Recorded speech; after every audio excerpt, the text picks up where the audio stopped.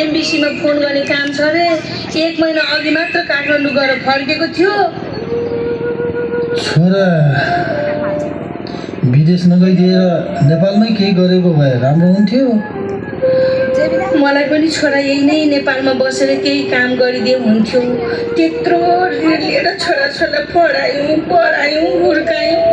अहिले छोराछोरीको स्याहार सुसार र सहारा पाउने बेलामा विदेश जान्छु भन्छ। के गर्ने, ऋण तिर्ने भन्दा छोरा विदेश जाने कुराले पो दुःख लागिरहेछ।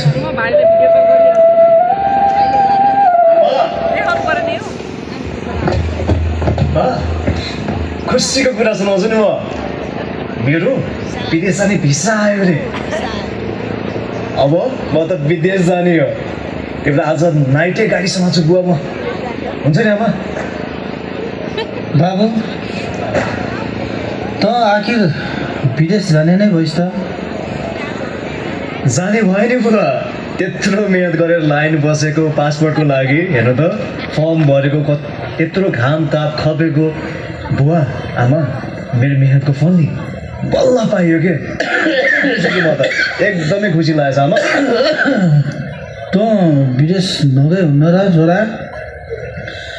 आफ्नै देशमा काम खोज। तेरो आमाको पनि यही छ इच्छा। बुवा मैले आमालाई धेरैपल्ट सम्झाइसकेको छु के। अब हुन्छ, मेरो मनको कुरा तपाईँलाई पनि सुनाउँछु म। सुन्नु। मनको कुरा? के कुरा छोरा? वास्तवमा नि हजुरले ऋण लिएर मलाई अनि बहिनीलाई पढाउनु भएको हो कि भन्नु त? डिग्रीको सर्टिफिकेट लिएर म जागिरको बिचमा कति भौतारी हो क्या।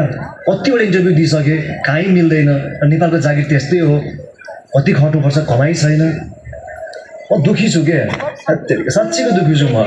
अनि यत्रो ऋण पनि त लागेको छ नि पढाइको, तिर्नु परेन त मैले? के गर्नु, ऋण तिर्ने कुरा सम्झेपछि त म असाध्यै आत्तिन्छु। कहिले तिर्ने हो, कसरी तिर्ने, यत्रो ऋणको भारी छ थाप्नु। नरुनु न आमा, त्यही ऋण तिर्ने कुराको लागि त म यत्रो मेहनत गरेको। विदेश गइसकेपछि कमाउँछु, मेहनत गरेर कमाउँछु, ऋण तिर्छु नि। त्यो पनि अब मैले यहाँ नगर्न खोजेको त होइन नि त। नेपालमा कामै पाइनँ, कति हन्टर खाएँ, हरेस खाइसकेँ क्या यहाँ बस्दा बस्दा मैले। एकदम विदेशै जान्छु म। छोरी काठमाडौँमा पढ्दैछ, छोरा पनि विदेश जान्छु भन्छ। अब त घरमा बुढाबुढी मात्रै रहने भयो। अब खेतमा काम गर्न पनि केही वर्ष त सकौँला, त्यसपछि त सबै खेतबारी पनि बाँझै रहने भयो।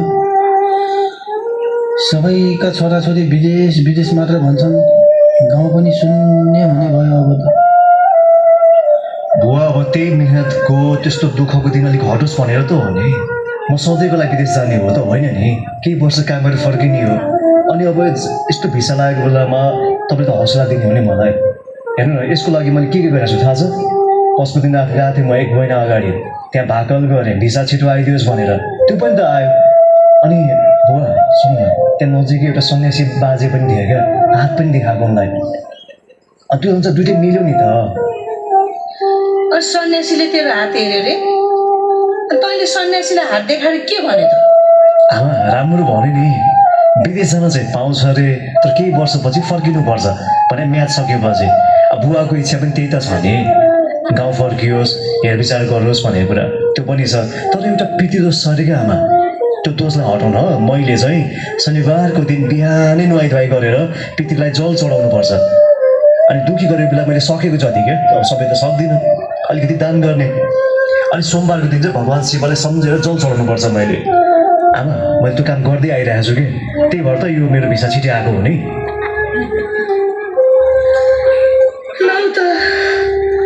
सन्यासीले भनेको कुरा पनि मिल्यो, मेरो छोरा विदेशबाट फर्कियोस्। ए सन्देशको बुवा, अब निराश भएर काम छैन, खुसी भएर बिदा गरौँ।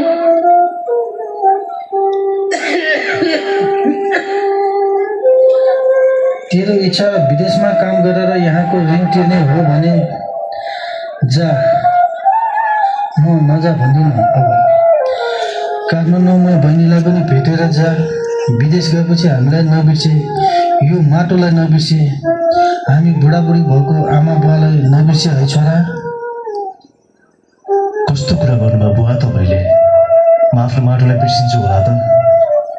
फर्केर आइहाल्छु नि। यत्रो ऋणको बोझ चढ्या छ हामीलाई, त्यो त तिर्नको लागि जानु पऱ्यो नि त। म फर्केर छिट्टै आउँछु। सन्यासीले पनि त्यही भन्नुभएको छ र मेरो इच्छा पनि त्यही छ, त्यसमै फर्किने। म बहिनीलाई पनि भेट्छु। अनि चिन्ता नगर्नु कि बुवा आमा, म फोन गरिहाल्छु नि। मलाई माफ गर्नु है, म सधैँभरि हजुरसँगै बस्न त पाइनँ। विदेशमा गएर काम गरेर पैसा जति सक्छु कमाएर पठाउँछु म। केही वर्षको लागि त हो नि, फेरि भगवान्को साथले गर्दा तपाईँको सेवा गर्ने मौका फेरि पनि मैले पाउँछु नि। अहिले पो पाइनँ त, केही वर्ष फर्केर आइहाल्छु नि है। केही छैन छोरा, ल भाग्यमानी होस्, तेरो इच्छा पुरा होस्। नराम्रो साथी सङ्गतबाट बचेस्, कुलतमा नफस्नु, राम्रोसँग काम गर्नु, आफ्नो इज्जतको पनि ख्याल राख्नु है छोरा विदेशमा गएर। हुन्छ नि बुवा, हजुरले दिएको राम्रो संस्कारले गर्दा म कहाँ बिग्रिन्छु र? नराम्रो साथीको सङ्गतबाट नि बचिरहन्छु। अब म जान्छु। उता साथी बस स्टपमा कुरेर बस्यो होला बुवा आमा, म गएँ है। ल ल बाबु, ल राम्रोसँग जा। तेरो यात्रा शुभ रहोस्। विदेशमा काम गर्दा दुःख नहोस् तँलाई। बाबु त सधैँ खुसी भएस्। ल मेरो बाबु, ल ल ल भाग्यमानी भएस् मेरो बाबु, भाग्यमानी भएस्। राम्रोसँग जाऊ है मेरो छोरो। भाग्यमानी भएस् छोरा। ल अब बिदाइ लिन्छु है।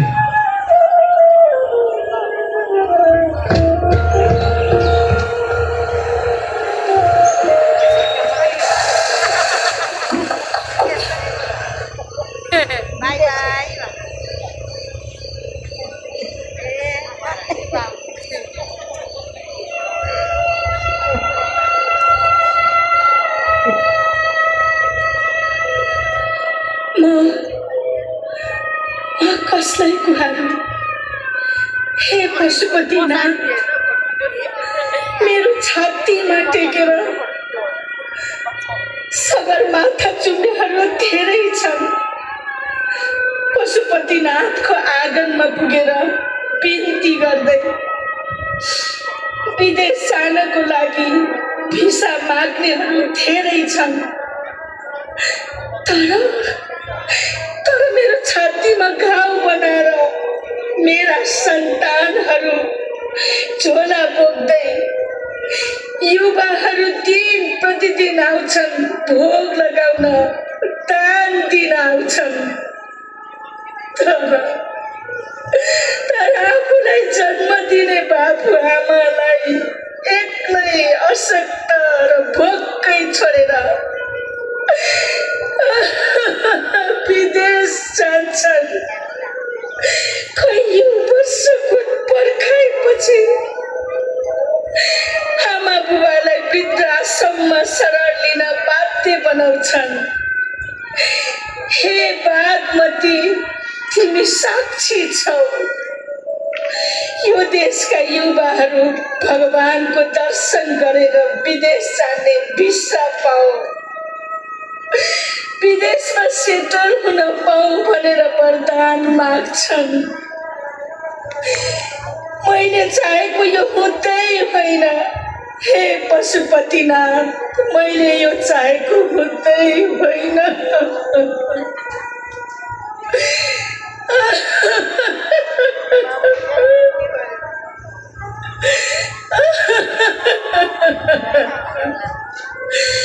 मैले यो चाहेको हुँदै होइन पशुपतिनाथ।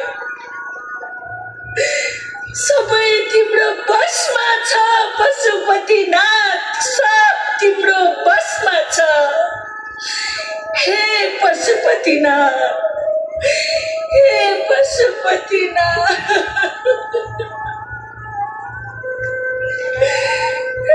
पशुपतिनाथ।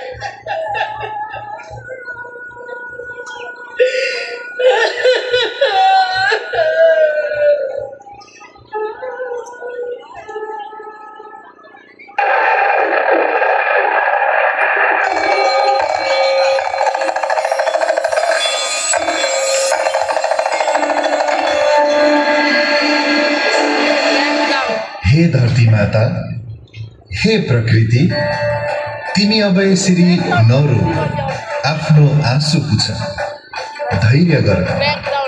याद राख, म तिमी आत्माहरूको पिता शिव परमात्मा पशुपतिनाथ हुँ। मैले तिमी बच्चाहरूको कल्याणको लागि नै ब्रह्माको शरीर रूपी चोला धारण गरेर राजयोगको शिक्षा दिइरहेको छु। सत्कर्म र आत्मा उत्थानको लागि यिनै श्वेत वस्त्रधारी ब्रह्मकुमार ब्रह्मकुमारीहरूद्वारा आत्मा, परमात्मा, समय र कर्मको सत्य ज्ञान दिँदै आएको छु। त्यसैले हे मेरा प्यारा बच्चाहरू, अब जाग, बिउझ, म तिम्रो अगाडि बसेको छु, न कि कण कणमा। म त निराकार ज्योति बिन्दु स्वरूप हुँ।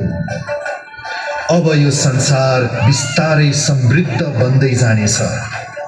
तिनीहरूको दुःखका दिनहरू जानेछन् र चारैतिर सुख र शान्तिको संसार आउनेछ। बच्चा, युवा र वृद्ध लगायत सम्पूर्ण जीवजन्तुले आफ्नो जीवन खुसीमा बिताउनेछन्। त्यसैले हे नेपाल आमा, अबदेखि नरो, धैर्य गर, सबैको कल्याण होस्। यही वरदान छ मेरा सबै बच्चाहरूलाई।